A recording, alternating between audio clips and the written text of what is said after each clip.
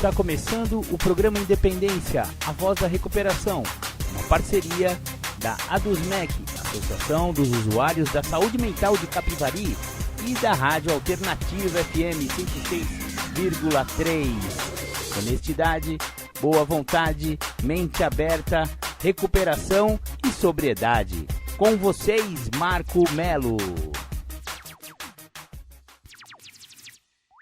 Muito boa tarde, Marco Melo sou eu, e esse é o programa Independência, a voz da recuperação. Muito obrigado por permitir que eu pudesse entrar em suas casas, entrar em seus carros, através dos alto-falantes, dos fones de ouvido, pelas ondas do rádio aqui da Alternativa FM 106,3. Muito obrigado, já estamos no ar. Esse é o programa Independência, um programa que fala aqueles assuntos que já virou de praxe aos domingos, em que falamos de alcoolismo, dependência química, codependência, dependências emocionais, doenças emocionais e mentais, enfim, falamos sobre todo esse universo das dependências e também da maneira como sair desse buraco. Lógico, a gente não ia ficar falando de problema se a gente não também mostrasse a solução. E a solução que o programa Independência sugere são exatamente os tais dos 12 passos. Exatamente, os 12 passos dão certo, eles funcionam.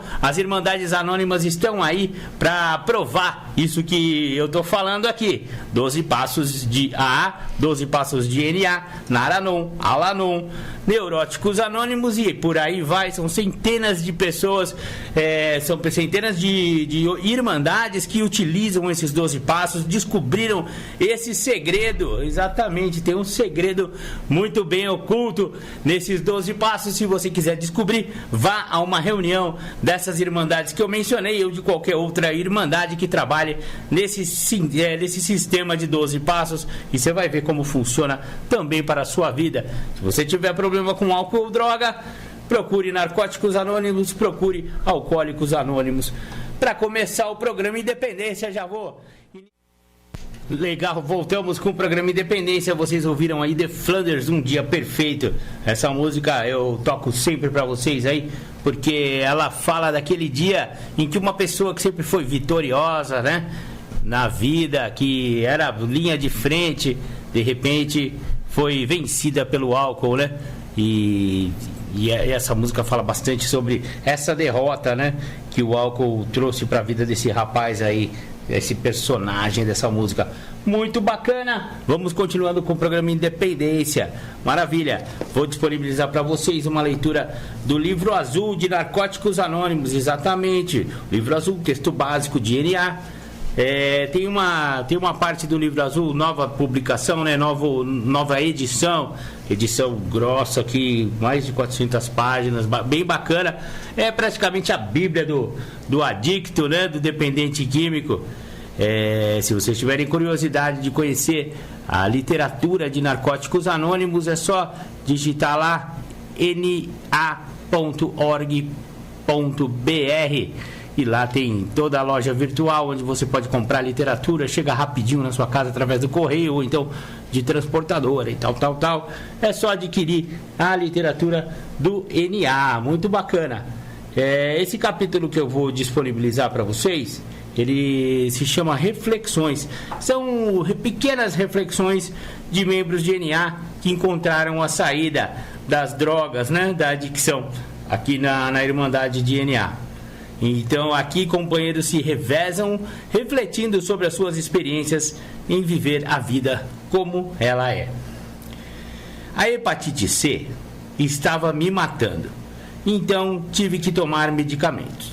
Tive que aprender a viver com seringas na minha casa. Tive que aprender a injetar o medicamento sentado à mesa da cozinha com as janelas abertas, em vez de tomar pico com narcótico dentro do banheiro com a porta fechada. Tomar medicação foi a coisa mais dolorosa que já fiz e precisei fazê-lo durante um ano. Foi um inferno, mas fez com que eu fizesse um terceiro passo muito minucioso mesmo. E foi necessário, porque o tratamento não funcionou e eu preciso dessa fé. A hepatite ainda está comigo. Continuo adicto. os passos e meu padrinho me ensinaram coisas que nunca imaginei. Estou em paz com o mundo, tenho uma nova maneira de viver. Talvez eu volte a tomar medicação, ou não. Estou deixando isso para o meu médico e Deus resolverem. Vai dar certo, tenho NA, tenho uma vida. Bacana, legal, você vê que o cara já tinha sido dependente de droga injetável e de repente se viu limpo, em recuperação e por conta de uma hepatite ele tinha que tomar na veia, né? E teve que conviver com essa... Imagina a sensação estranha que ele sentiu, né? Ele que estava acostumado a tomar a droga pela veia, de repente teve que tomar medicação intravenosa, né? Ele mesmo se aplicando, deve ter sido muito difícil para esse companheiro. Parabéns, viu, companheiro? Aqui não tem nome de ninguém, né? A Irmandade de NA é totalmente anônima. Beleza, mais uma aqui das reflexões de NA. Uma nova vida começou quando fui para a faculdade, buscando um sentido de realização pessoal. A vida era interessante, desafiadora e agradável, me levando além das fronteiras intelectuais e sociais com as quais estava acostumado. Embora tivesse sem dinheiro na maioria das vezes, o estudo foi uma experiência incrível. Meu padrinho ficou preocupado quando minha frequência às reuniões diminuiu devido à carga de trabalho acadêmico. No entanto, continuei em contato com minha rede de apoio de NA e durante os intervalos me enfiava em quantas reuniões podia. Terminei a faculdade com honras e passei a ter um diploma universitário. Meus filhos, meu padrinho, estavam na minha formatura e a lembrança de como eles ficaram orgulhosos enche meu coração. Sou muito grato à NA pelo sucesso que tenho vivenciado em recuperação. Oh, que bacana. Me identifiquei com a história desse rapazinho aqui, porque Marco Mello aqui também tá... Depois de velho, resolveu estudar de novo, né? Retomar os estudos, né? Foi o que aconteceu comigo também. Já estava já há alguns anos em recuperação, eu decidi, né, que deveria voltar a estudar, né, fazer uma faculdade e tal. E graças a Deus, depois de muito sacrifício, realmente é difícil, trabalho, né, conciliar trabalho, família, esposa, todos os outros afazeres, aqui eu trabalho com a rádio, enfim, né, e com a faculdade e tal. E difícil também no Brasil, todos sabemos, que é pagar os boletos da faculdade. Essa é uma das partes difíceis também dessa caminhada, mas se Deus quiser e Ele está querendo, faltam só mais 2 meses e eu vou ser um jornalista diplomado, se Deus quiser. Tamo junto, muito obrigado. Essa também é a minha experiência pessoal, me identifiquei bastante com essa reflexão. Depois eu disponibilizo mais algumas reflexões aqui a respeito de NA, Narcóticos Anônimos. Maravilha. Agora a primeira temática do Julião, né? Nós vamos falar de maturidade emocional e da importância do programa de 12 Passos no amadurecimento. Esse momento que nós vamos estar juntos, eu acho que é um momento muito ímpar e um momento muito importante para a vida de vocês. Eu gosto muito de estar junto com um grupo de mulheres porque foge aos contextos a qual eu vivi. Então, como eu vivi dentro de parâmetros onde a compreensão masculina trazia uma ideia de que o homem não chora, o homem tem que ser o provedor, o homem ele é o superior. Todos esses conceitos me comprometeram muito na minha trajetória para que eu amadurecesse. Eu nunca tinha percebido que homem chora, homem sente. Homem não é o cara que é provedor. Vários dos enigmas que eu trouxe na minha trajetória, na minha existência, são decorrentes da minha falta de percepção de quem eu sou. Eu acredito que muitas de vocês, meninas, aqui hoje reunidas, muito do que vocês desconhecem de vocês é por parte de vocês não saberem como que foi a trajetória de vocês, quem que eu sou, aonde eu me encontro agora, né? Da onde que eu vim, para onde eu estou, e daqui para onde que eu vou, com o que vão me dar aqui onde eu me encontro.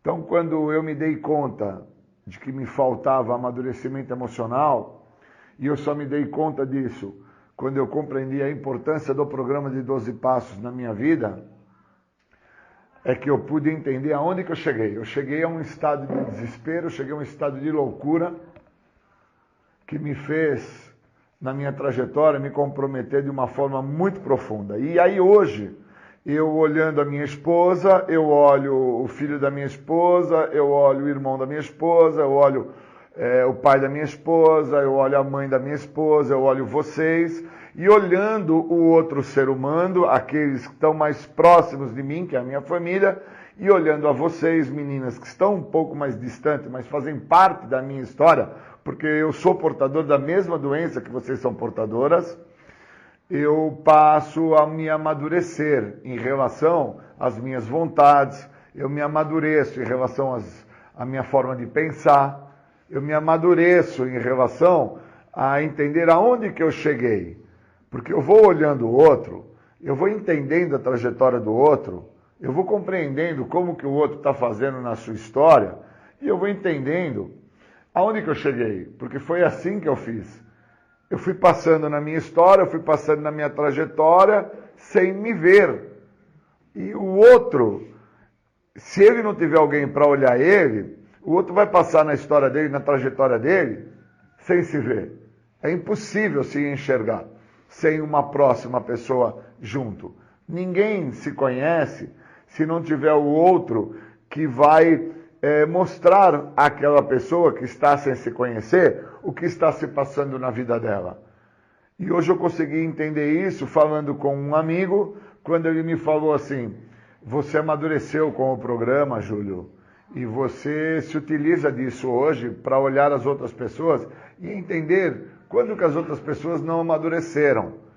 E aí você enxerga em alguns pontos incomuns de algumas pessoas, mesmo que elas não se conheçam, mas os pontos são muito próximos, que ambas estão sem amadurecer em algumas situações da vida delas. E quando você percebe isso, você se sente muito incomodado, né, Júlio? Eu falei, muito. Ele falou, então, eu também, por causa que o meu filho e minha filha, meu filho tem 11, minha filha tem 15, quando eles estão na casa da minha ex-mulher, a minha ex-mulher não permite que eles experienciem, que eles tenham que passar as experiências do dia a dia da vida. Então eles acabam nem colocando a comida no próprio prato. Eles acabam não entendendo que tem que se tirar o prato de cima da mesa e colocar na pia. Então eles não amadurecem para que quando eles venham a ter uma idade que signifique que eles tenham que viver sozinhos, aonde se encontrarem, eles possam passar por aquele momento que eles têm que estar sozinhos. E quando ele começou a me falar isso, me veio vocês na mente.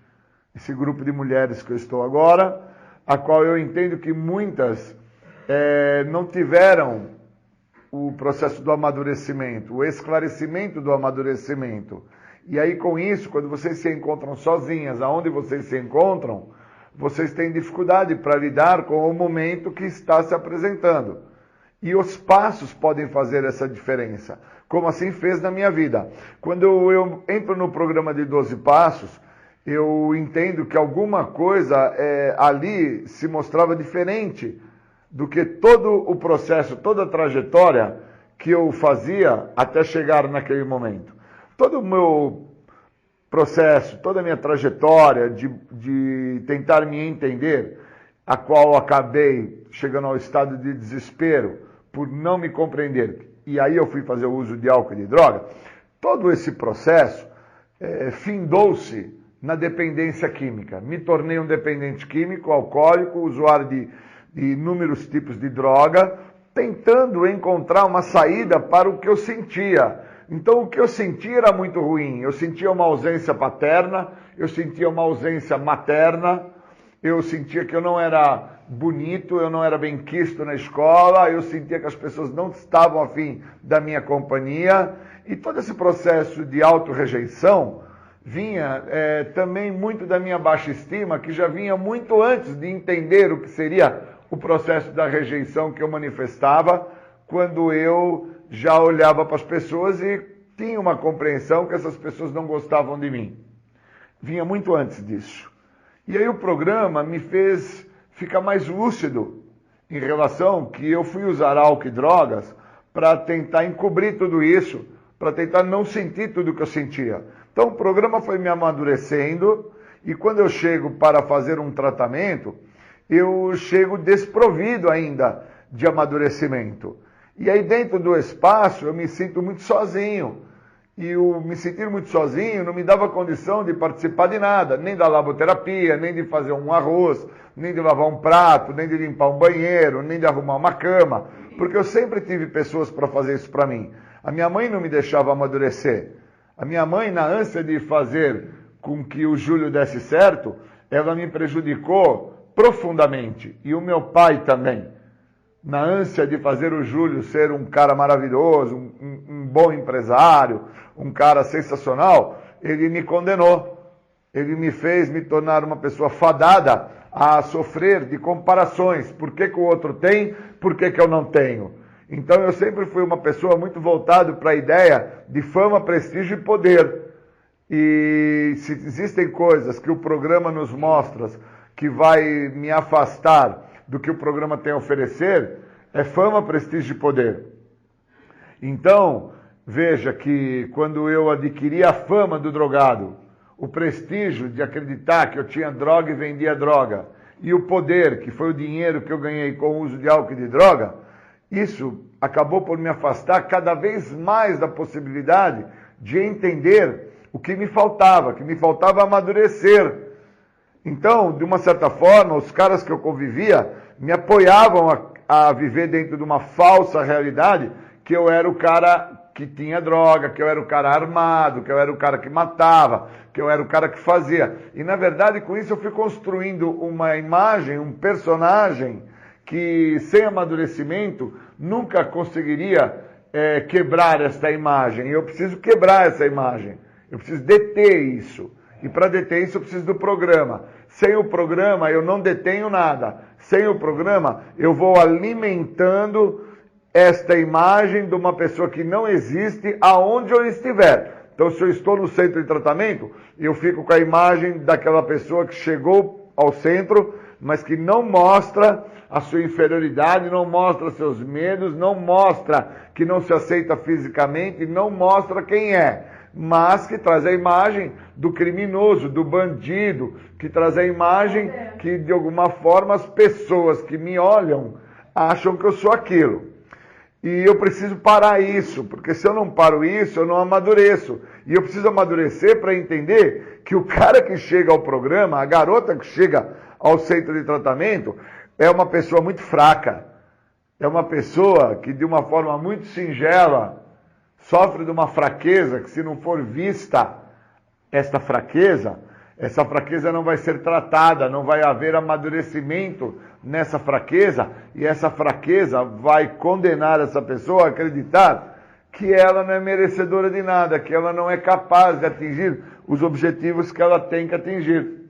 E o programa me faz compreender os objetivos que eu tenho que atingir, o programa me elucida. Então, quando eu olho a minha família, como eu falei para vocês, quando eu olho vocês, meninas, quando eu olho alguns amigos no grupo anônimo, quando eu olho as pessoas na rua, e eu percebo que as mesmas estão cometendo algumas gafes na sua história, na sua própria trajetória, e que essa gafe só vai ser vista à frente, de uma forma bem longitudinal, quando a pessoa a qual está recebendo esta gafe, seja seu filho, seja o seu pai, a sua mãe, seja quem for que está junto com você, onde te falta amadurecimento, para que você perceba que o que você está fazendo com aquela pessoa naquele momento, você está por condenar ela de forma longitudinal. Então, quando eu entendi isso, eu me esclareci, eu evoluí na realidade, né? Eu consegui entender o que o programa me oferece. foi muito importante para mim. E aí caiu a ficha, pum! Falei, cara, agora eu estou entendendo. E aí quando esse meu amigo me falou, cara, minha esposa não deixa meus filhos evoluírem, meus filhos experienciarem, eu entendi que se eu não deixar as pessoas experienciarem, se eu não deixar as pessoas buscarem um grau de evolução, ou com o erro delas, ou com o acerto delas, eu vou ser uma pessoa que vou ficar a sofrer dos horrores desta doença. Pois o horror desta doença chamada adicção é me manter aprisionado dentro de uma maneira de pensar onde eu acredito nessa maneira de pensar.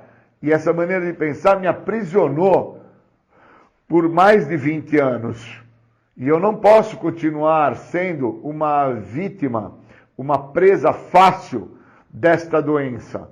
Eu preciso combater esta doença. E a única forma que eu tenho para combater esta doença é com o programa. Ou eu permito que este programa me amadureça, para que eu entenda que eu quero com que as coisas aconteçam sempre da minha maneira, com que as coisas, o final, o resultado final de tudo que eu quero da minha maneira, porque eu visualizo um benefício próprio, ou eu amadureço com o programa para que eu interprete o que esse programa tem a me oferecer, ou eu estou fadado ao resultado final, que é sofrer dos horrores da doença.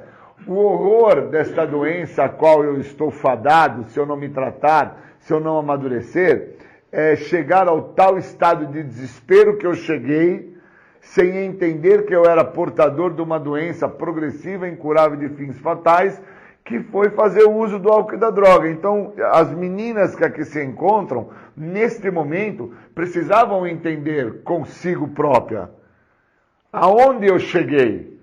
O que eu almejava dentro do processo da minha edificação, da minha existência?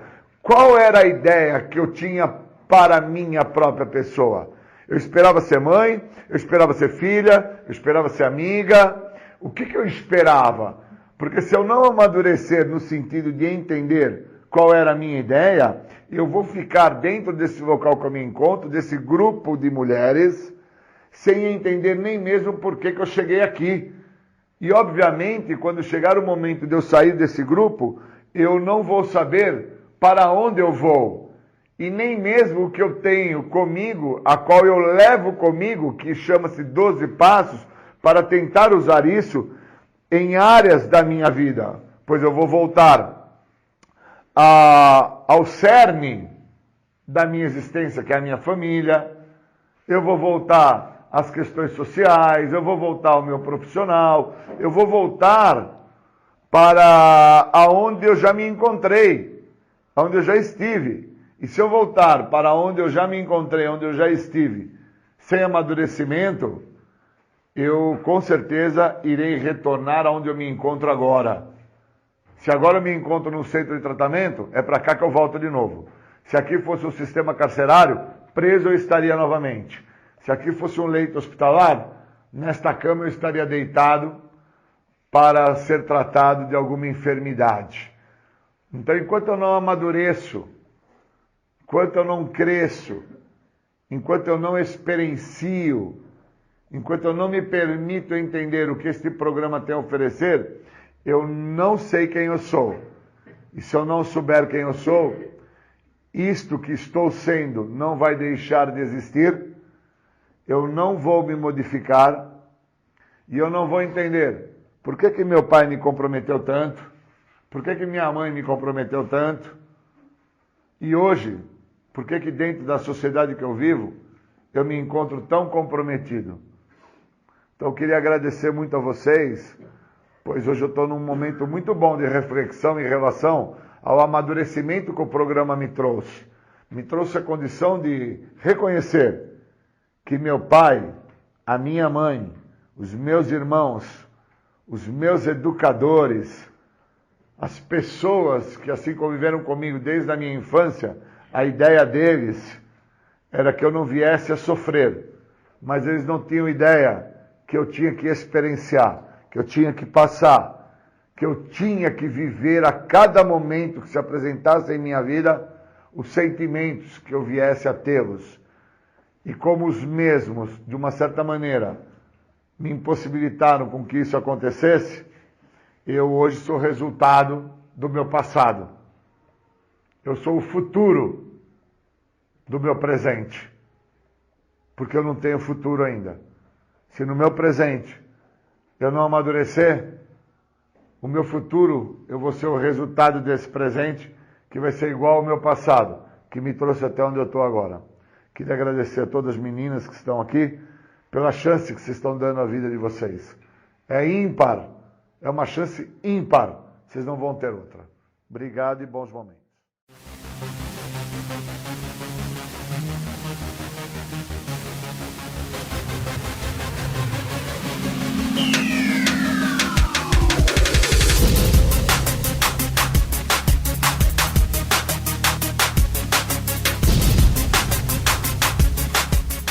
Você está ouvindo o programa Independência, a voz da recuperação. Para participar ou tirar suas dúvidas, ligue 3492-3717 ou então pelo WhatsApp 99650-1063. Agora vamos fazer um giro pelas Irmandades de Capivari. Narcóticos Anônimos, temos reuniões em Capivari e em Rafar. Capivari, reuniões segundas-feiras, quartas-feiras e sábados às 20 horas. O André de Melo 286. Rafar, reuniões terças-feiras e sextas-feiras às 20 horas. Lá no Salão Paroquial da Igreja Nossa Senhora de Lourdes, Rua Soares Hungria, 164 Centro. Alcoólicos Anônimos, reuniões quartas, quintas e sextas às 20 horas e domingo às 9 horas da manhã, Rua André de Melo 286. Grupos Familiares Naranon, reuniões quintas 20 horas e domingos às 15 horas, Rua Dr. João Adolfo Stein, 480, Pão de Açúcar. Grupos Familiares Alanon, domingos 9 horas, Rua André de Melo 286. Pastoral da Sobriedade para familiares e dependentes. Reuniões segundas às 19h30 na Igreja São Benedito, Rua Doutor Rodrigues Alves, número 50. Neuróticos Anônimos. Reuniões sábados, 15 horas. Rua André de Melo, 286, Sobreloja. Acabei de receber a ligação do seu Noel. Parabéns, seu Noel. Muito obrigado pela ligação aí. Você também, nosso ouvinte que quiser participar do programa Independência, é só ligar aqui no 3492-3717 ou então você manda um WhatsApp, um zap aqui pra rádio 99650-1063. Bacana. Aliás, Joel é um companheirinho. Esse nome é fictício, tá, pessoal? Para vocês saberem que quando vocês mandarem um zap aqui e não quiserem que eu identifique o nome de vocês, fiquem tranquilos que eu não identificarei. Então, Joel foi o nome que eu inventei para esse companheirinho que sabe quem está falando, sabe com quem eu estou falando. Ele mandou aí aqui um zap com uma pergunta. Ele fala que ele já teve problemas com drogas pesadas, já fumou crack, já cheirou cocaína, mas parou com essas drogas mais pesadas e hoje em dia ele ficou só na cervejinha e na maconha. E se isso significa que ele ainda é dependente químico, ou se ele é adicto, ele tá meio na dúvida, tal, né? E essa foi a pergunta dele, se ele é um adicto por ter conseguido, né, parar com as drogas pesadas e tá agora com as drogas leves, digamos assim, drogas leves, né? Então, eu já pesquisei isso bastante na literatura e para realmente um dependente químico não existe droga leve. A verdade é essa, todas as drogas têm capacidade adictiva e parabéns, né, pro Joel que conseguiu, né, parar com o crack, parar com a cocaína, mas continua bebendo e continua fumando maconha. Então, eu não sei como é pra você, Joel. Eu conheço pessoas que também fizeram algo parecido com o que você faz, usaram todo tipo de droga e estacionaram só na cerveja e na maconha, achando que tem um certo controle sobre a sua adicção. Talvez esse falso controle que se tem por determinadas substâncias não seja bem um controle, e sim a doença conseguiu enquadrar você de uma maneira que ela continue instaurada sem precisar ser combatida. Então, não sei a frequência que você cheira, quer dizer, você não cheira mais, que você fuma maconha, mas, por exemplo, se você fuma maconha todo dia, e todo dia você toma 2 latinhas e acha que isso aí é beleza, boa para você, mas pelo entendimento do programa de recuperação, você não está limpo, claro, né? Isso todos sabemos, mas e não sei se isso é ter controle, porque o que a experiência tanto da medicina quanto das Irmandades Anônimas falam a respeito da maconha, especificamente. É uma droga que traz certa letargia mental. As pessoas que fumam maconha diariamente, eles têm menos atividade, podem estar indo nos seus empregos, podem estar cumprindo as suas tarefas diárias, mas o desempenho poderia ser bem maior se não tivesse a substância. A verdade é essa. A maconha é da própria substância da maconha trazer certa letargia mental, um pouco de preguiça e tal. Eu conheço pessoas que fumaram e fumam maconha a vida inteira, há mais de 30 anos, e que não saíram muito do lugar. Elas continuam mais ou menos no mesmo patamar em que estavam há 30 anos atrás. Não houve uma evolução moral, emocional, afetiva, até profissional e financeira. Tem alguns que conseguem até um certo sucesso financeiro, e isso mascara mais ainda a doença. A pessoa nunca perdeu o emprego, até subiu de patamar social, né? Ganha bem e tal, e acha que isso é prova de que a maconha não faz mal para ele. Eu já acho diferente disso. Eu acho que qualquer quantidade de droga não é bom para a saúde. Se fosse bom, não seria chamado de droga, né? E quanto a cervejinha, 2 latinhas por dia, eu não sei se isso será que é só 2 mesmo? Ou será que é 2 durante a semana e no fim de semana tá liberado, porque afinal não trabalha no dia seguinte, aí enfia o pé na jaca. Enfim, Joelzinho, eu sugiro você conhecer uma sala de alcoólicos anônimos ou de narcóticos anônimos e ficar algumas reuniões só para experimentar e ouvir a história de outros companheirinhos que também tiveram problemas com álcool e droga, e ver se de repente você não vai se identificar com as histórias dos outros. Não posso te julgar, jamais faria isso, mesmo porque eu também já fiz isso, né? Numa boa, não é julgando, mas é te dando uma sugestão saudável. Eu te garanto que se você perguntar para sua avó, aquela santa, ou para sua mãezinha, ou então para um padre, para o pastor, pergunta para eles então, né? É fácil perguntar para o programa Independência, que aqui só tem doidão, né? Agora pergunta para o seu pastor, não sei qual que é a sua religião, ou para o seu padre, se você for católico, o que ele acha de continuar bebendo e fumando maconha, se isso é de Deus. Eu acho que eles não vão falar que é do bem isso aí não, né? Agora, então depende do ponto de vista. Do ponto de vista do capeta, pode continuar que tá tudo certo. Beleza, Joel? Grande abraço. Não se sinta intimidado, tanto que eu não falei nem o seu nome verdadeiro, mas você sabe que você é uma pessoa muito importante aqui para o programa Independência. Continue mandando sua pergunta, e se você quiser também fazer uma pergunta aqui para o programa Independência, 99650-1063, zap da rádio. Legal, eu recebi aqui um link hoje não, né, anteontem eu acho, de um doutor Samuel Dalilasti. Esse doutor, eu vou te falar, ele é danado, e ele fala sobre álcool. O áudio é muito longo, mas eu vou passar um pedaço, depois eu vou dar uma interrompida, a gente comenta e vamos continuar analisando como que a medicina vê o álcool. Então, até isso serve de exemplo para o Joel, que entrou em contato com a gente aqui. Joel, veja o que a medicina fala a respeito das suas inocentes cervejinhas. Olá pessoal, tudo bem? Meu nome é Samuel Dalilasti, sou médico.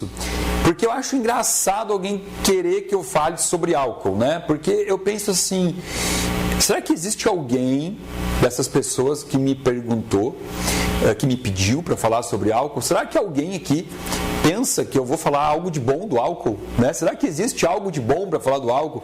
Então é a mesma coisa que pedia Samuel, fala sobre cocaína, fala sobre cortar os pulsos, fala sobre coisas que a gente não tem por que trazer isso para o nosso corpo, né?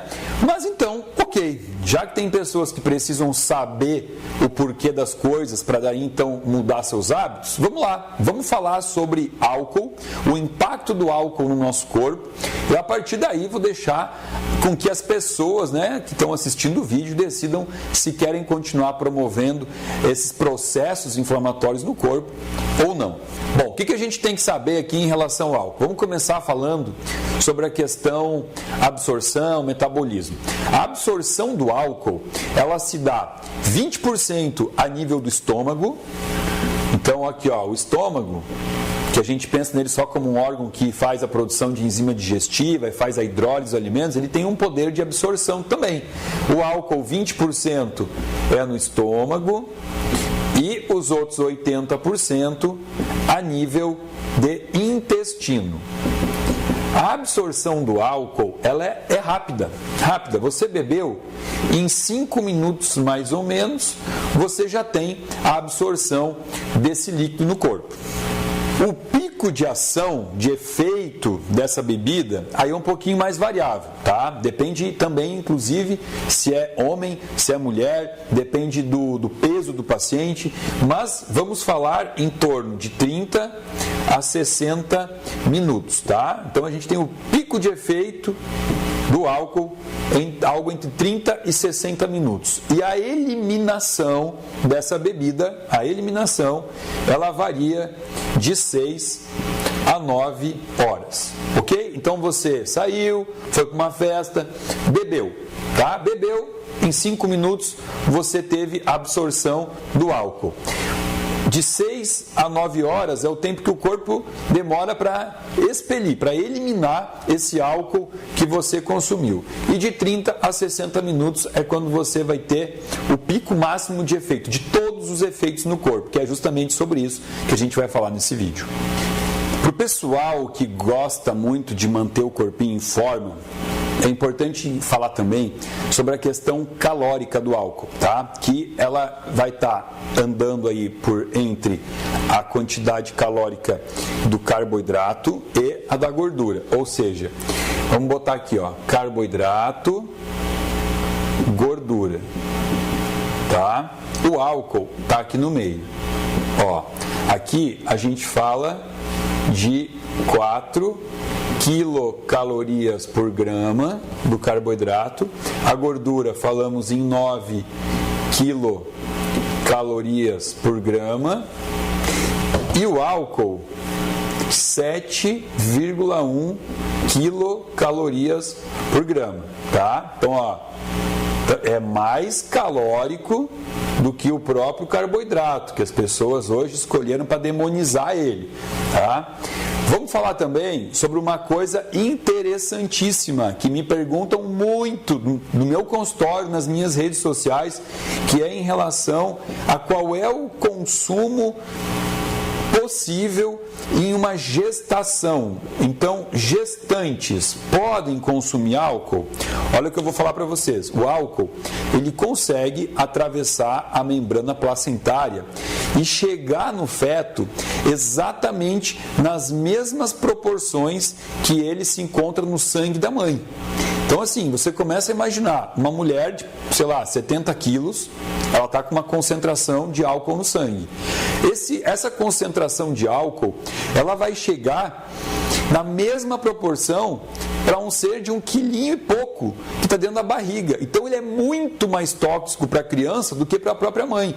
E aí já começa o processo de neurotoxicidade. Então, para você que assumiu essa responsabilidade de formar um serzinho dentro de você, além de cuidar muito com a alimentação e com tudo que a gente já falou aqui nesse canal, é importantíssimo entender que não existe nenhuma dose segura de álcool para uma gestante, tá? A gestante, ela não pode consumir bebida alcoólica.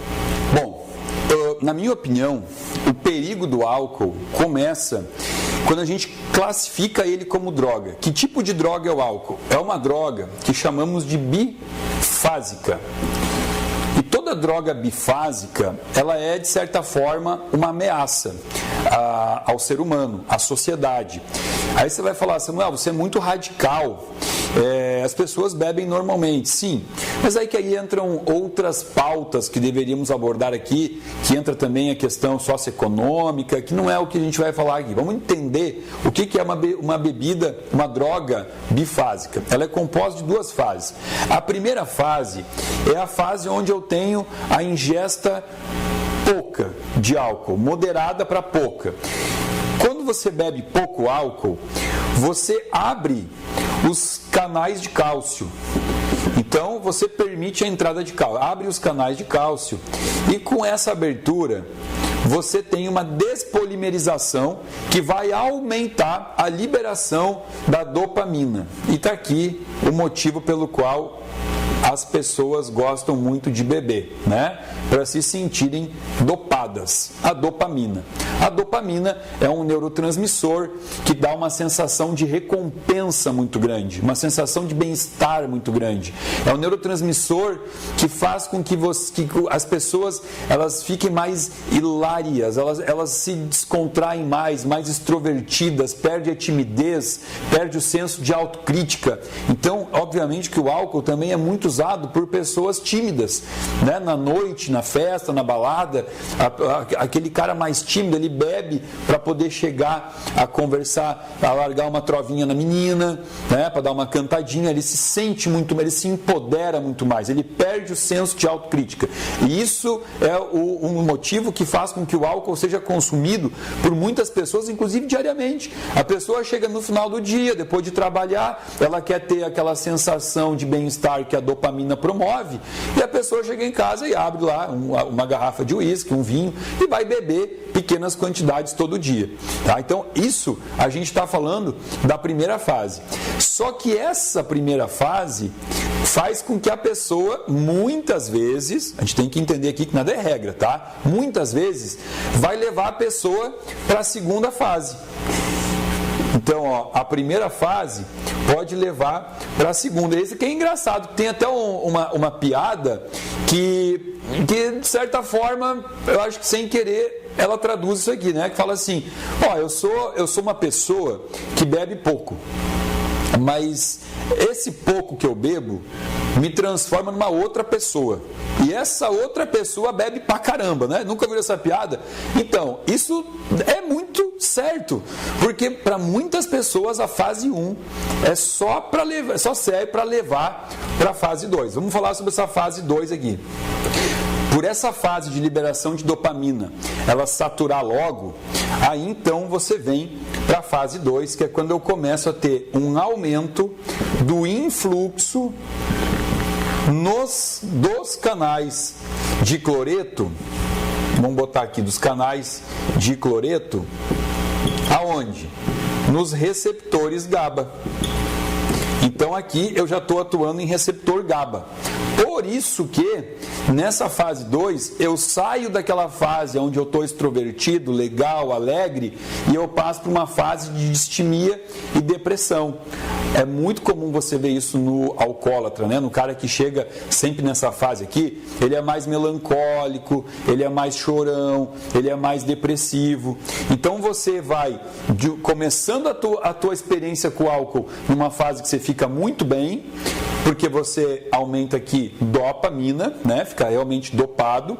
Depois disso vai saturar essa via e você então vem para essa outra parte onde começa a ter a interação do GABA e você começa a ficar mais down, mais para baixo, tá? Então é importantíssimo entender isso aqui. Essas duas fases, importante para você também quando estiver bebendo, eu espero que você não beba, né? Mas quando estiver bebendo, que você saiba identificar em que fase você está, e depois você vai entender por que é importante identificar essas fases aqui. Legal. Vou dar uma interrompida aqui no doutor Samuel Dalilast. Sensacional. Você vê que ele fala com grande conhecimento científico e ele fala de coisas que nós que tivemos problemas com álcool conhecemos na prática. Realmente, a primeira fase da bebida é aquela da alegria geral. Chegou no boteco, carcou uma e é tudo alegria, né? Abraça a rapaziada, abraça as meninas e fica todo alegrão. Depois continua bebendo, começa a entrar na fase depressiva, aí começa a ficar chorão, começa a dizer o quê? Porque ela me deixou, ela tá lá, eu tô aqui, nossa senhora, ninguém aguenta o bêbado chorão, né? Então essa é a fase. Agora o doutor vai entrar numa parte muito técnica, que ele faz um monte de apreciação. É muito interessante, quem quiser, coloque lá no YouTube, né? Esse vídeo chama Álcool, existe dose segura para consumo de bebidas alcoólicas, do Dr. Samuel Dalilast. Você vai ver o vídeo inteiro, mas eu vou colocar para vocês agora a segunda parte que eu acho que é interessante aqui para o programa Independência. Vamos voltar aqui então com o Dr. Samuel. Lembra quando eu mostrei antes aqui no vídeo que a enzima, as duas enzimas, né, a álcool desidrogenase e a aldeído desidrogenase, elas eram enzimas que utilizavam vitamina B3, NAD, niacina. Bom, para a produção de um hormônio esteroide chamado testosterona. Outros muitos hormônios vêm do cortisol, né? Estradiol, progesterona, cortisol, dehidroepiandrosterona, androstenediona, tudo isso. Mas vamos falar aqui da testosterona para a galerinha que quer estar com o shape em dia. Isso aí serve pra galera que malha, né? Que gosta de academia, mas bebe. Aí, ó, você que faz academia e gostaria de ter um corpo sarado, olha só o que o doutor fala a respeito justamente das pessoas de academia que bebem. Desidrogenases. Adivinha qual é a vitamina indispensável, qual é o cofator indispensável aqui para que essa enzima consiga transformar o colesterol em testosterona? A B3, ou seja, a NAD, que eu consumi boa parte dela lá quando eu bebi, lá no meu fígado, né? Quando eu bebi e precisei converter o etanol em etanol, né? Eu usei ela, então começa a faltar aqui para a síntese de testosterona. Outra coisa importante, qualquer colesterol vai virar testosterona? Não. O colesterol oxidado, ele não vira testosterona. O colesterol oxidado, ele serve só para uma coisa, para ir lá nas artérias, se depositar e formar os ateromas, as placas de gordura, que depois vai ser responsável pelo infarto. Então, quando eu falei para vocês que lá no fígado acidificado, você tem uma peroxidação lipídica, você começa a ter então colesterol oxidado, o que é ruim. Então, o álcool transforma o colesterol num colesterol não utilizável para transformar em testosterona. Segundo ponto, né? Então, o álcool já diminuiu a ação dessa enzima porque faltou B3. O álcool lá no fígado fez a peroxidação lipídica, o que fez com que o colesterol não se tornasse apropriado para formar testosterona. E mais uma coisa, lembra que eu falei que na fase 1 aumenta a dopamina, a gente fica dopado, se sente bem, mas que isso cai? Beleza, quando cai a dopamina, a queda da dopamina aumenta a prolactina. E a prolactina, por sua vez, diminui dois hormônios. O hormônio luteinizante LH, que estimula células de Leydig lá no testículo, e também diminui um outro hormônio chamado FSH, hormônio folículo estimulante do folículo, né? Das células de Sertoli. Ele é muito técnico, mas isso aí é bem simples de entender. Quanto mais você bebeu antes de fazer exercícios, né? Não estou falando no mesmo dia, não. Por exemplo, você encheu a cara o fim de semana inteiro. Chega na segunda-feira, você vai pra academia pra queimar, né? Fala, vou suar o álcool. Mas não, porque a vitamina B3 foi eliminada através do seu beber no fim de semana, no seu fígado, acabou com a vitamina B3. A falta de vitamina B3 impede que o colesterol bom vire testosterona. Por que testosterona? Porque ela é o hormônio da malhação. A testosterona é o hormônio masculino, é aquele que deixa você forte, aquele que aumenta a sua capacidade muscular e tal. O álcool vai quebrar a B3, vai baixar a dopamina, porque você já usou toda a dopamina no fim de semana, ficou muito doido, dopadão por causa da bebida, e a dopamina cai, levanta essa tal da prolactina, que vai mexer com todo o seu sistema hormonal. Você vai ficar totalmente zoado, não pode nem, na verdade não poderia nem malhar na segunda-feira, né? Vamos continuar vendo o doutor aqui. Células de Leydig, células de Sertoli, ambas células que estão no testículo. Dois hormônios que estimulam células testiculares. Hormônio está com aumento de retenção, principalmente nas pernas. A gente percebe isso muito mais em mulher, porque mulher toma pílula, então mulher por si só já tem uma condição de uma circulação ruim nas pernas, porque usa método contraceptivo à base de hormônio. Atenção, meninas, olha aí. Ou aquele anel vaginal. É mais difícil ainda para vocês, meninas. O alcoolismo feminino, né? É muito sério. Desses aí já faz com que a mulher tenha uma diminuição da circulação nas pernas, tem muito mais celulite, muito mais varize. Aí bebeu, bom, aí ferrou com tudo, aí realmente esculhambou, porque baixou a testosterona, porque promoveu mais edema nas pernas. Então, óbvio que no homem é ruim, né? Porque o homem precisa também de testosterona, mas na mulher isso impacta na parte estética com muito mais força, é muito mais visível isso nas mulheres que consomem bebida alcoólica. Tá vendo, mulherada? Fora tudo, encher a cara no fim de semana faz você virar uma baranga. Então, Samuel, beleza, eu entendi toda essa cachaça, essa bioquímica danada que você botou no quadro. Mas agora seja prático e fala pra mim, então qual é o melhor álcool para eu beber e qual é a quantidade que eu posso beber? Gente, não existe isso, tá? A quantidade é como eu falei pra vocês. Você vai beber e a partir daí você vai ter todas essas alterações acontecendo. Quanto mais você bebe, mais alteração você vai ter. Então isso é dose dependente. Então você que escolhe. Ou seja, não existe dose segura, viu, meu amigo Noel, que foi Noel, não, foi Joel. Joel que escreveu aqui pro programa Independência perguntando da pouca quantidade de bebida. Não há dose segura para álcool. Eu escolhi há um certo tempo, há um bom tempo, que eu não queria mais esse monte de radical livre, esse monte de toxicidade no meu corpo. Parei, não bebo mais, tá? Me sinto muito bem assim, nunca mais tive dor de cabeça, nunca mais tive refluxo, nunca mais tive ressaca. Eu gosto de viver a minha melhor versão, né? No auge da minha melhor versão. Em relação ao tipo de vinho, eu sei que existe, sei lá, um mito aí, que beber um cálice de vinho todos os dias é bom para o corpo. Por que se fala isso? Isso, na verdade, está embasado no conhecimento de que a uva preta e, portanto, o vinho tinto, ele contém polifenóis, ele contém tanino, ele contém o resveratrol.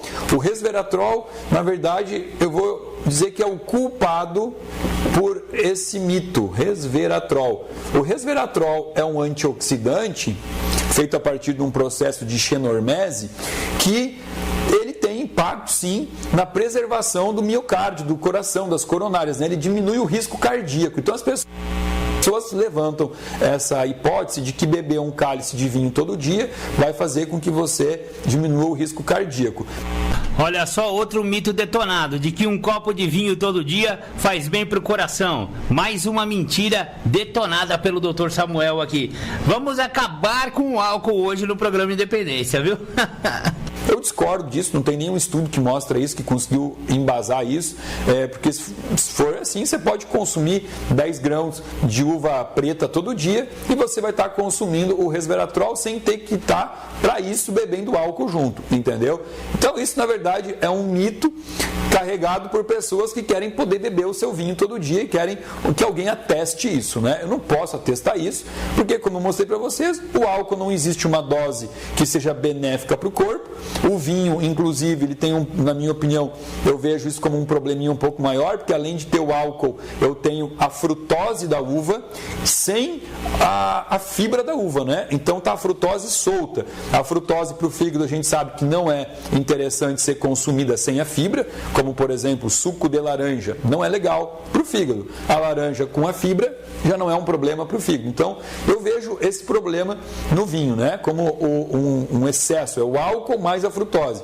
E ainda por cima, se você pegar e analisar que tem pessoas que consomem isso junto com um prato de macarrão, de pizza, que já é carboidrato, então você vai somando, é um excesso de carboidrato, é o carboidrato da janta, mais o carboidrato da uva, mais o carboidrato do álcool. Então isso sim gera um dano epitelial, um dano hepático, um dano neuronal muito grande. Bom, tenho certeza que esse vídeo vai ser recorde de dislikes, vai ter um monte de gente botando para baixo, porque a verdade dói, realmente dói. Muita gente que estava pedindo por esse vídeo estava querendo que eu viesse aqui falar que não tem problema beber, mas a verdade do álcool é essa, baseado em rotas metabólicas bioquímicas, não inventei nada, isso tudo está no livro de bioquímica. Sensacional esse doutor aqui, viu? Ele entra em fase com o programa Independência. O programa Independência acredita nisso, e não é porque a gente acredita, porque não é questão de fé, é questão de estudo. É só você começar a se aprofundar em estudar álcool e droga, que não tem como levantar a bandeira de legalização de droga, e não tem como levantar a bandeira de que uma certa dose de álcool faz bem. Não sinto muito, basta você estudar.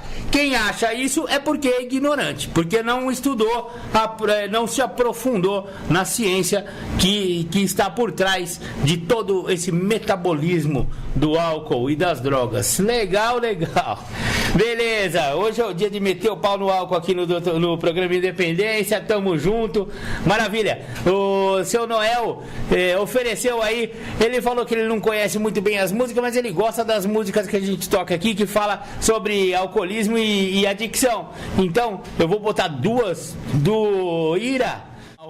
Esse foi o Ira, então, duas, dobradinha do Ira, Flerte Fatal e Ira, assim, é assim que me querem.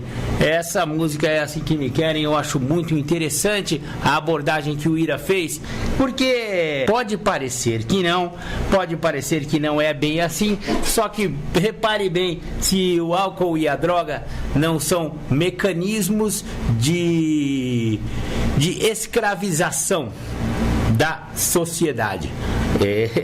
E é assim que me querem. Fala um pouco sobre esses mecanismos. Porque que o sistema quer? Que o status quo quer dos seus eleitores? Afinal, quem bota eles lá somos nós. E como que eles são perpetuados no poder? Através também de alcoolismo e adicção. Exatamente. Porque eles querem que você seja viciado, doente, fudido mesmo. Eles não querem que você evolua, eles não querem que você tenha senso crítico, você não consegue ter discernimento, e aí vota em qualquer um mesmo, e não pesquisa nada. E por quê? Porque você está sob o domínio de alcoolismo e adicção. Ou então, se mesmo que você não tiver desenvolvido ainda a doença, você está sempre programado, né, por essas substâncias a continuar sempre doente, sempre ferrado, e não consegue ter discernimento para mudanças. Então, os 12 passos funcionam nesse sentido, te libertam do álcool e da droga. Maravilha! Vamos agora então para o nosso intervalinho aqui.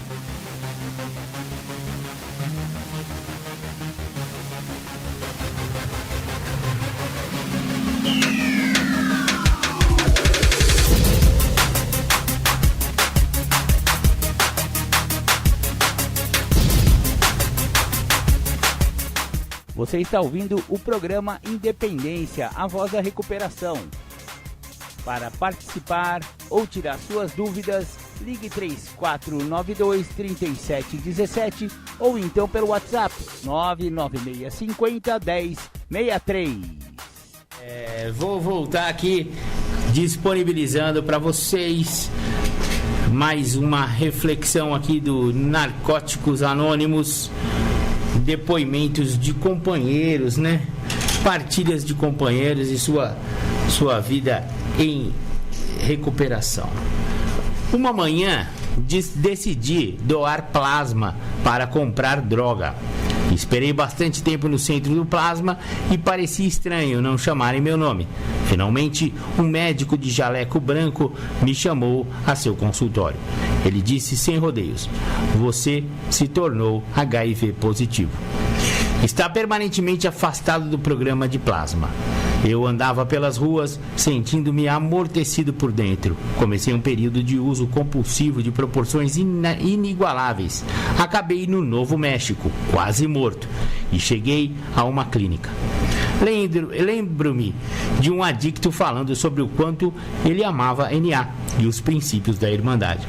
Comecei a chorar admitindo que era um adicto e consegui me tornar ativo em Narcóticos Anônimos. Algum tempo depois, comecei a namorar uma menina que tinha HIV e ela acabou morrendo de AIDS. Precisei alimentá-la de colher e cuidar dela. Foi uma experiência horrível. Lembro-me de ir às reuniões dizendo: posso me manter limpo, mas de fato perguntando-me se isso era possível. A noite em que ela morreu, chamei meu padrinho e outro amigo de NA. Eles vieram para me apoiar. Depois que ela foi levada e todos foram embora, fiquei com medo. O que eu faria? Assim, comecei a escrever meu terceiro passo e o meu poder superior me mostrou que, se eu não usasse e continuasse a trabalhar o programa, realmente não tinha nada a temer. Legal. Muito forte a história do companheirinho aqui, viu? Próxima historinha. Eu não podia acreditar que estivesse tendo aquele tipo de comportamento com 5 anos limpa. Eu não tinha nada para culpar, nem desculpas para dar. Não estava drogada, nem era jovem e inexperiente. Era responsável e com essa consequência me sentia suja e sem esperança. Então vim a entender plenamente a frase: a doença é do tamanho de seus segredos. A maneira de terminar o caso que estava tendo era, ao que parecia, dizer a meu marido a verdade. Naquele dia começava o ponto mais baixo de minha vida. Eu estava intensamente envergonhada. Não só traí meu marido e a esposa de outro, mas também minha irmandade foi traída pela desunião que se seguiu ao calvário provocado em nossa pequena comunidade. Trabalhei os passos em função desse capítulo de minha vida e acredito que nunca teria sobrevivido ao meu comportamento sem o programa de NA. Finalmente, eu e meu marido reatamos. Ele me ensinou o amor incondicional, o perdão e a integridade. Hoje, tentamos ajudar outras pessoas em recuperação que possam estar passando por essa situação. Putz, grilo, hein? É isso aí. Maravilha, vamos ouvir mais uma do The Flanders agora. Quem oferece aí é o seu Noel, 32 anos, vai fazer 33 anos de sobriedade, seu Noel aí. E ele manda aí a música pros cachaceiros, a Mardita. Esse foi The Flanders, a Maldita. Legal, a Mardita, né? Com R, uma Mardita, a tal da cachaça, né? Legal, mais uma pergunta aqui para o programa Independência. O sistema público de saúde trata os alcoólatras como doentes psiquiátricos. Por que razão? Quem vai responder essa pergunta é a psicóloga Maria Heloísa Bernardo em seu livro O que é Dependência Química. A resposta é a seguinte: isso se deve provavelmente a 3 razões. A primeira talvez seja o estigma social.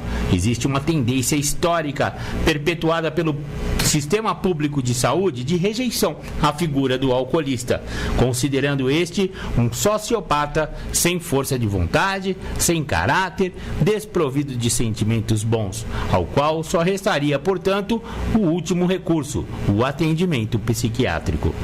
Na maioria das vezes, eles são recusados nos hospitais gerais.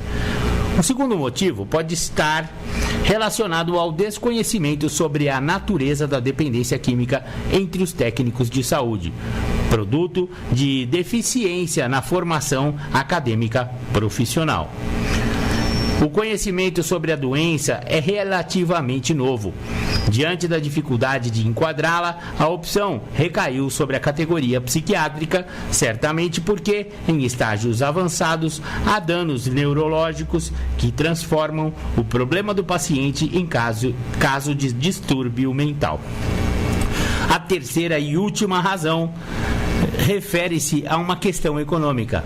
Dada a natureza complexa da doença, o tratamento exige a abordagem de equipes multidisciplinares dentro de um contexto clínico específico, o que torna bastante oneroso o tratamento, né? É isso que ela quer dizer. Realmente o alcoolismo é uma problemática bem complexa e é uma doença que envolve todos os campos da vida do alcoolista, né? Alcoolista é como os médicos chamam os alcoólicos, né? Que são chamados de alcoólicos na Irmandade de Alcoólicos Anônimos, mas também conhecidos como os alcoólatras por aí, né? É um problema complexo, porém a solução é muito simples. A solução do alcoolismo, por incrível que pareça, é de uma simplicidade que, se vocês conhecessem de fato a Irmandade de Alcoólicos Anônimos, iriam dar aval ao que eu estou falando. Basta evitar o primeiro gole só por hoje, um dia de cada vez. Amanhã é outro dia e começa tudo de novo. Mas é um dia de cada vez. Evitar o primeiro gole, porque é o primeiro gole que mata o cara. Não é o garrafão todo, não. Porque pra beber um garrafão, ele precisa tomar o primeiro gole, não precisa? Pronto. Tá aí o segredo. Contei. Mas isso não é difícil de fazer em casa, viu? Não tente fazer isso em casa. Não, tente fazer isso em casa, mas se você precisar de ajuda, é melhor estar numa sala de AA, que o compartilhamento sincero das experiências passadas dos alcoólicos enquanto bebiam é uma poderosa força contra a desesperança antiga e contra os porões escondidos da alma alcoólica, trazendo o indivíduo ao mundo límpido da liberdade. Então, conheça a Irmandade de Alcoólicos Anônimos. Muito bem. Legal, então agora vamos para a segunda temática do dia do Julião: apatia e autoconhecimento. Boa tarde. Queria falar sobre a importância dos passos para se autoconhecer. Eu, fazendo uma leitura do programa, no quarto passo, tem um tópico que fala só sobre o inventário. A importância que tem de se auto-inventariar, no caso, se autoconhecer.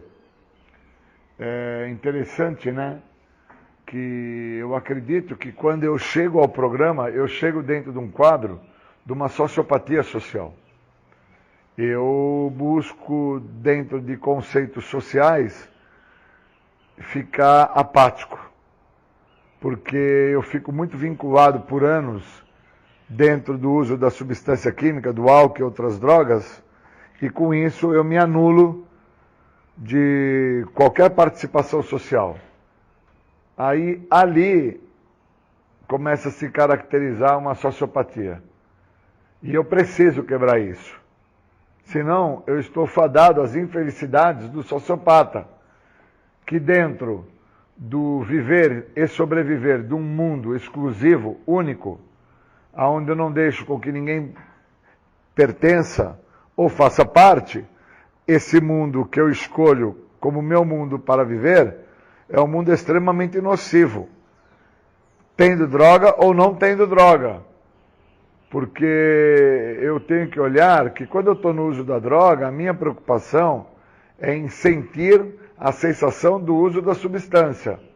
E quando eu estou sem o uso da droga, dentro de uma conduta sociopata, onde eu anulo a possibilidade de viver em sociedade, desenvolvo uma apatia social, eu, na realidade, só entendo o sentir se eu estiver drogado, ou sinto por pequenas frações que naquele momento eu me sensibilizo, mas eu não tenho um fator de continuidade duradoura. Então eu não permito sentir de uma forma mais intensa para que eu me modifique na situação que eu estou. O material do Guia para Trabalhar os Passos, especificamente o 4º passo, ele me dá uma condição de me inventariar. E quando eu me inventario sobre quem eu sou, aonde que eu me encontrava com isso que eu sou, independente do uso de álcool e de drogas, aonde que eu me encontrava, o que eu fazia lá, usando ou não usando, aí eu saio daquela situação, vou para algum local fazer um tratamento, independente se nesse local vou me tratar ou não, recebo o programa dos anônimos, os passos, nada determina que eu vá usar o programa de passos onde eu me encontro. Nada mostra-se no sentido de que se eu não usar os passos, eu não vou ser feliz. Então, o processo de continuidade do inventário, ele me favorece para que eu me veja, me reconheça e me entenda como a pessoa que precisa de algo para sair da situação que eu estou.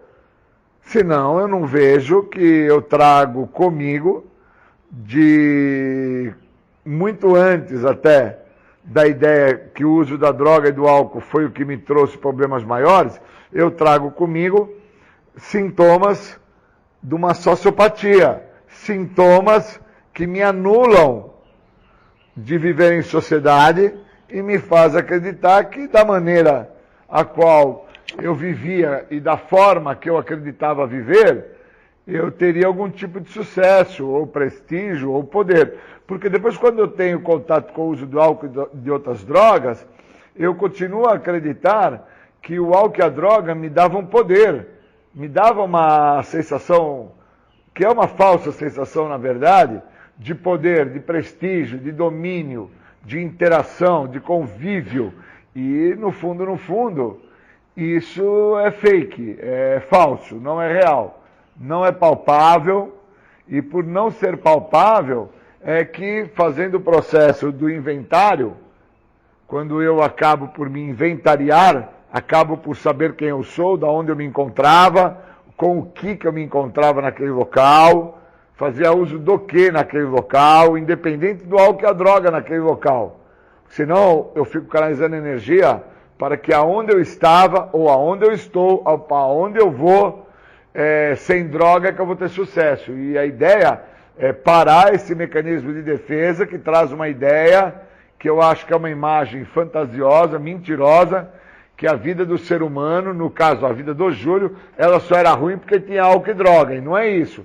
Quando eu fiz o meu inventário, eu descubro que eu já era ausente a participar socialmente de uma série de atividades, na escola, na família, nas festas, nos relacionamentos, na própria rua, com as crianças da rua. Então o inventário, ele me colocou a par de quem eu era, onde eu me encontrava, o que eu fazia onde eu me encontrava. Depois, quando eu tive o contato com o álcool e com a droga, o que eu me transformo, eu me vejo, então, a partir dali como? O que eu sou a partir dali?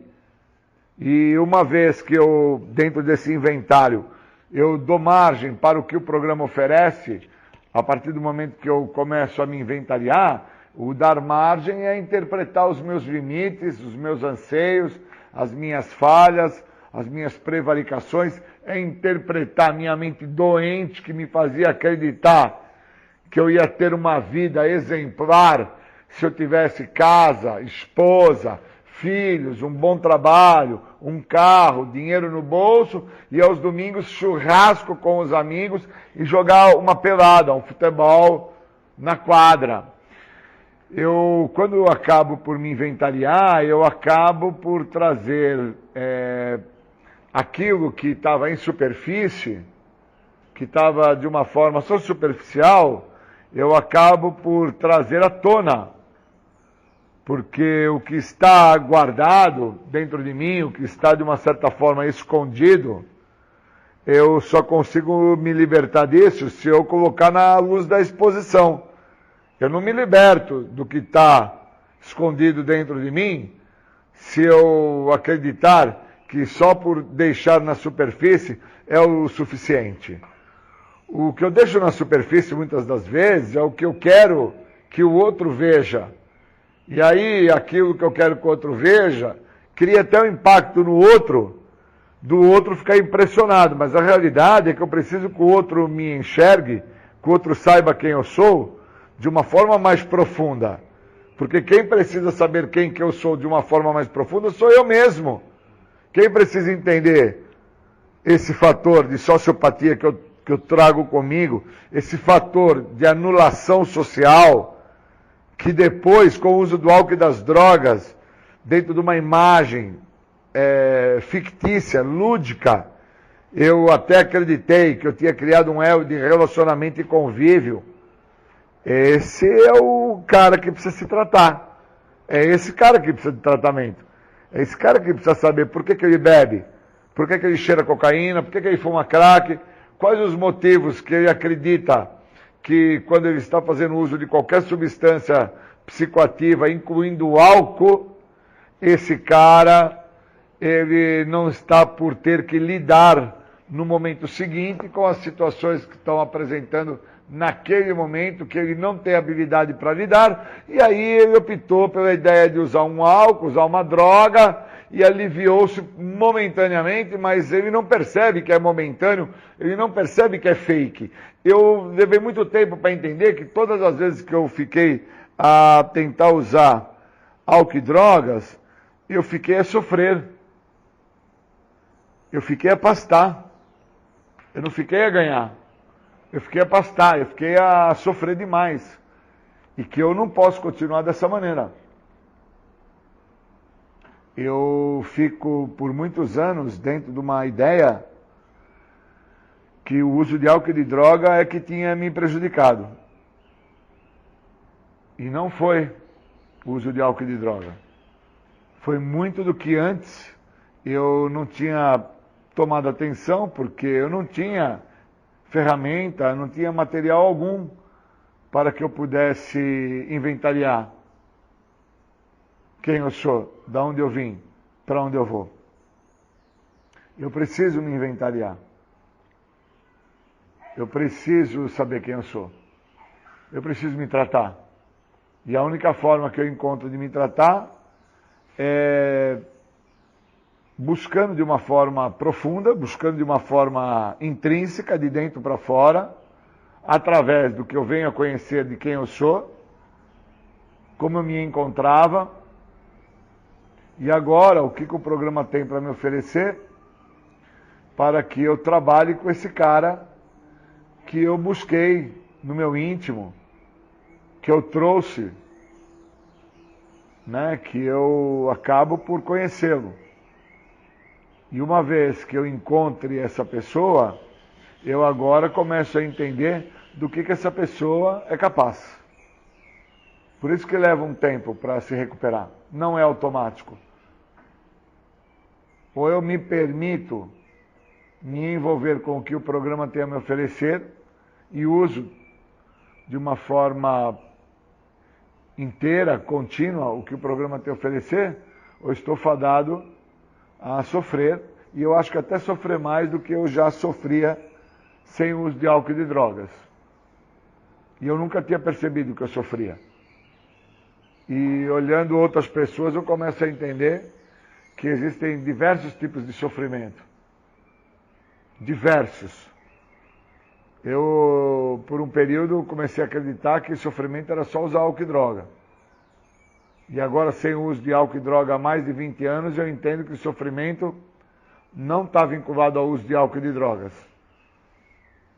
Sofrimento são questões de ordem pessoal, que eu devo tratar, que eu devo olhar, que eu devo falar, que eu devo conhecer, para que eu não vá buscar, através da substância química, um alívio. E às vezes eu vejo um amigo sofrendo e vejo que a intenção de parar aquele sofrimento é buscar alguma coisa para aliviar o que está acontecendo. E a própria pessoa às vezes não está entendendo que o que está faltando a ele é ele se compreender. E que se ele não fizer isso, ele vai buscar os recursos que ele sempre buscou. Seja no álcool, na droga, seja no roubo, onde for. Onde for. Então, acho que é importante dividir isso com o grupo, dividir isso com as pessoas, porque o programa me deu condição de me encontrar, o programa me deu condição de me autoaceitar, o programa me deu condição de interpretar aonde que eu estava me encontrando antes de fazer o uso. Da primeira vez que eu fiz o uso, onde eu me encontrava, quais os fatores de comparação, de justificação, de racionalização, de desconfiança das pessoas que estavam à minha volta e eu me encontrava com essas pessoas. Eu estava junto com elas, ou eu estava dentro de um parâmetro onde eu acreditava que eu seria feliz, dentro de uma apatia social que eu tinha, que eu acreditava que se eu vivesse dentro de um mundo onde só eu vivia naquele mundo, as pessoas à minha volta iriam me compreender, iriam me aceitar e eu não seria incomodado. E na realidade, o incômodo já existia, porque eu existia. Porque eu fazia parte, querendo ou não, de uma forma social da sociedade que eu fazia parte. Que era o meu pai, minha mãe, meus irmãos, meus amigos, a escola, os futuros empregadores. Então o programa, ele me trouxe realmente para me olhar, me ver, me entender, me compreender e me deu uma chance ímpar para que eu viva feliz, para que eu viva de uma forma mais leve, sem tanta cobrança. Então quando eu tenho amigos a quais estão sendo cobrados pelas suas escolhas pessoais de vida, eu compreendo já através da maneira como eles estão se mostrando para mim, que existe uma característica de apatia social. Estão apaticamente buscando uma forma de não terem que, em parâmetros sociais, se adequarem ou se modificarem. Acreditam que vão ser felizes com os moldes de vidas que os mesmos trazem para eles. Só que a prática me diz que eles não vão ser felizes, que não estão sendo felizes. E eu não quero isso para mim, como eu também não desejo isso para ninguém, que é o fator de infelicidade, né? Então eu queria agradecer nesse momento a isso, para a gente poder falar um pouco disso. Obrigado. Legal, esse foi Júlio César Butti com a temática apatia e autoconhecimento. Prosseguindo aqui com os depoimentos, né, as reflexões dos membros de NA contidas na página 337 do livro azul, texto básico de NA. Eu não podia acreditar. Ah não, esse aqui eu já mandei. Desculpa aí, galera, esse aqui que é o certo. Um dia, enquanto descascava batatas, notei uma fraqueza em minhas mãos. Achei que fosse minha artrite agindo. Então, tive dormência e formigamento nas pernas e nos pés. Logo depois, estava incapaz de me levantar e andar. Fui levado para a emergência e acabei sendo transferido para um hospital de reabilitação física, onde recebi o diagnóstico de um transtorno nervoso. Estava incapacitado de frequentar reuniões durante esse tempo e meu padrinho me ajudou muito. Continuei a trabalhar meus passos e ler meu texto básico. Perdi muitas reuniões e estava isolado do mundo exterior. Depois de 2 anos, fui capaz de levantar de novo e dar alguns passos. Agora consigo me virar com um andador. Eu sou muito abençoado por ter contado com o apoio do meu padrinho e do poder superior durante esse tempo difícil.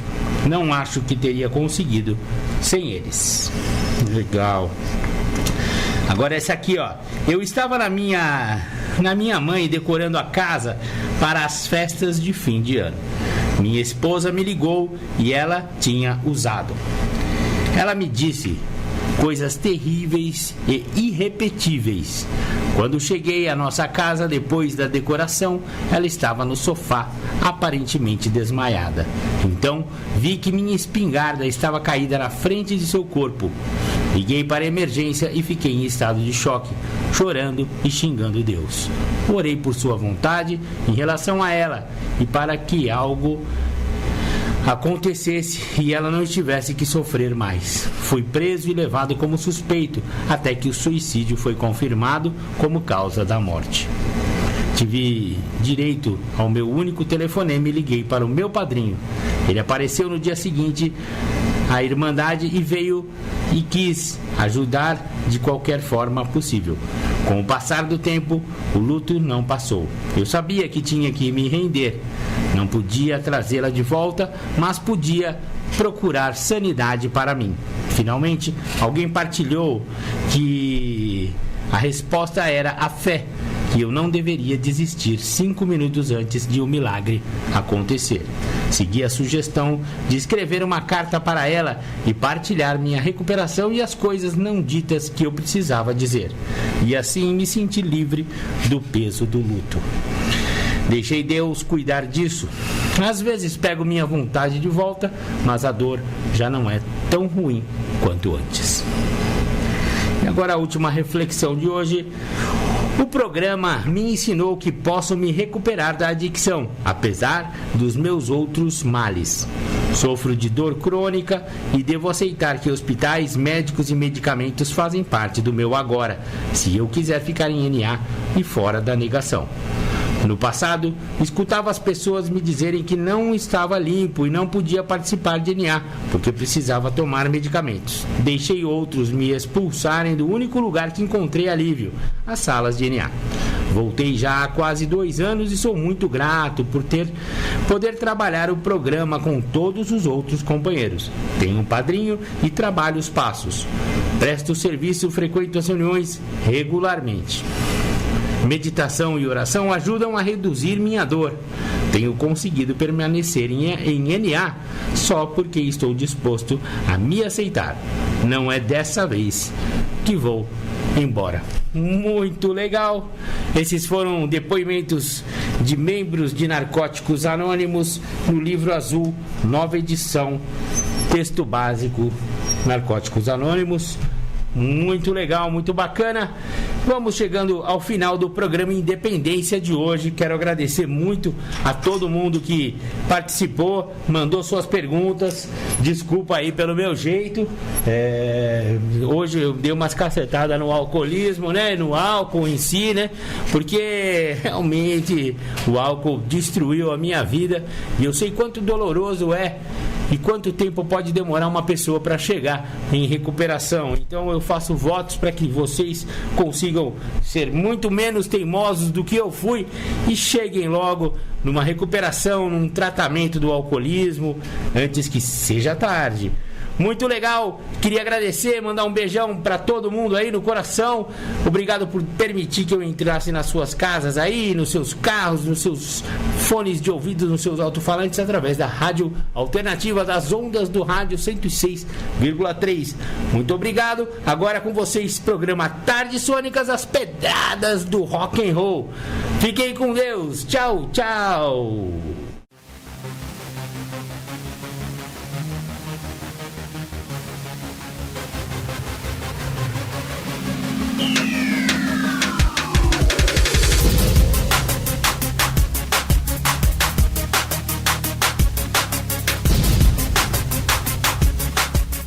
Você ouviu o programa Independência, a voz da recuperação, uma parceria da ADUSMEC, Associação dos Usuários da Saúde Mental de Capivari, e da Rádio Alternativa 106,3.